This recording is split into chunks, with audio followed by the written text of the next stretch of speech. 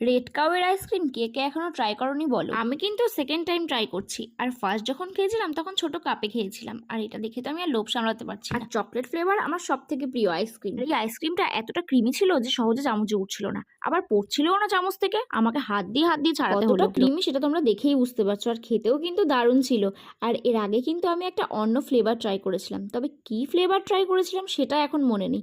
আর আমার কাছে আমুলের এই চকলেট মিল্ক আইসক্রিমটাও ছিল, চলো এটাও একটু পাশে নিয়ে নিই, দারুণ লাগবে দুটো একসাথে খেতে। ও আমার কাছে তো আরো একটা জিনিস আছে, এই চকলেট সিরাপটা। আরে পড়ছে না কেন? ও আমি তো সিল প্যাক খুলেই নি, তারপর একটু সিল প্যাকটা খুলে নিলাম। দেখো কি সুন্দর, দেখতেও ভালো লাগবে আর খেতেও টেস্টি লাগবে।